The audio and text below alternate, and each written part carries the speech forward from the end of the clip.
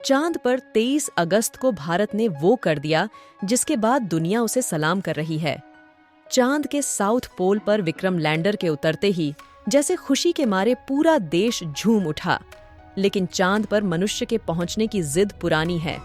तो चलिए जानते हैं कि आखिर क्यों इंसान चांद पर जाना चाहते हैं। क्या पृथ्वी का जल्दी अंत होने वाला है? चलिए सब कुछ जानते हैं। तो वीडियो को लाइक और चैनल को सब्सक्राइब करें। प्रोजेक्ट होराइजन याद है? जी हाँ, वही प्रोजेक्ट होराइजन जिसके बारे में चांद पर कदम रखने वाले नील आर्मस्ट्रांग और बज एल्ड्रिन ने 20 मार्च 1957 को सोच लिया था। नील आर्मस्ट्रांग और बज एल्ड्रिन ने दशक बाद 20 जुलाई 1959 को चांद पर कदम रखा था। संयुक्त राज्य अमेरिका के पास मौजूद 121 पेज के दस्तावेज, जिसे अब हटा दिया गया है, में चंद्रमा को उपनिवेशित करने के तरीके और कारणों का विवरण दिए गए थे। यूएसएसआर के अंदर भी इस तरह की महत्वाकांक्षाएं पल रही थीं और साल 1961 में यूरी गागरिन के रूप में अंतरिक्ष में पहले व्यक्ति बन गए थे। भारत दक्षिण ध्रुव पर है। रूस अपने लूना 26 की विफलता के बाद वापसी की तैयारी कर रहा है। साथ ही चीन, जापान, इजरायल और यूरोपीय अंतरिक्ष एजेंसी भी हैं। 2019 और अब के बीच केवल चीन और भारत ही सफल हुए हैं। यही नहीं, भारत और जापान एक संयुक्त चंद्र ध्रुवीय अन्वेषण लूपेक्स मिशन की योजना बना रहे हैं। वैज्ञानिकों का मानना है कि चंद्रमा पृथ्वी के प्रारंभिक इतिहास का एक रिकॉर्ड रखता है और चंद्रमा को समझने से हमें सौर मंडल के विकास को समझने में मदद मिलेगी। चंद्रमा सबसे निकटतम खगोलीय पिंड है जो डीप स्पेस मिशनों के लिए जरूरी टेक्नोलॉजी के लिए एक अच्छा परीक्षण स्थल हो सकता है। इसरो ने कहा, चंद्र मिशन हमारे चंद्रमा के बारे में समझ को बढ़ाने, तकनीक के विकास को प्रोत्साहित करने, वैश्विक गठबंधनों को बढ़ावा देने और खोजकर्ताओं और वैज्ञानिकों के एक भविष्य के पीढ़ी को प्रेरित करने का लक्ष्य रखते हैं।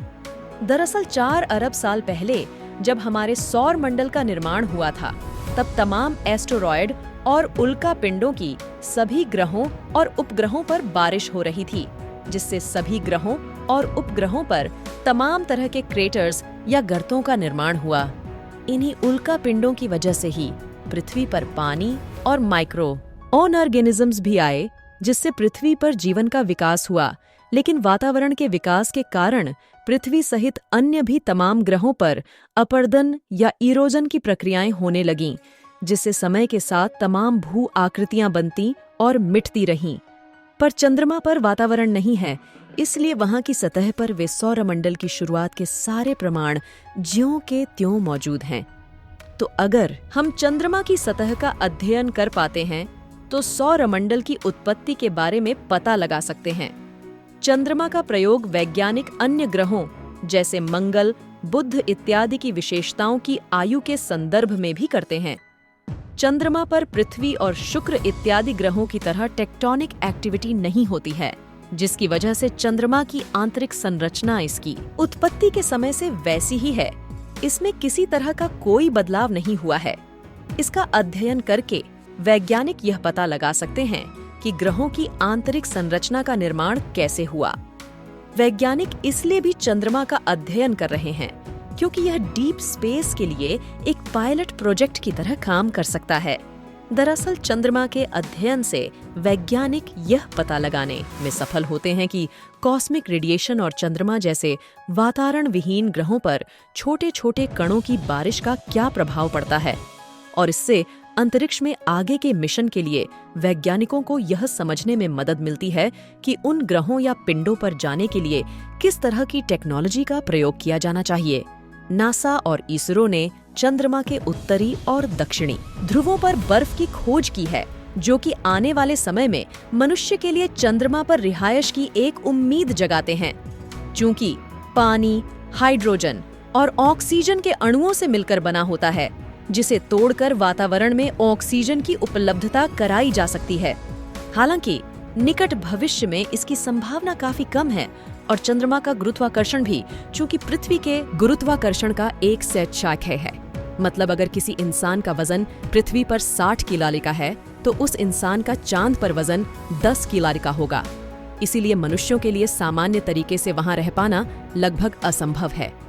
दरअसल चंद्रमा पर हीलियम-3 काफी मात्रा में, जो कि पृथ्वी पर बहुत कम मात्रा में पाया जाता है। अगर हम इसे पृथ्वी पर ला पाते हैं तो फ्यूजन की प्रक्रिया के जरिए इससे काफी ऊर्जा पैदा की जा सकती है और यह काफी बेहतरीन ग्रीन एनर्जी का स्रोत बन सकता है।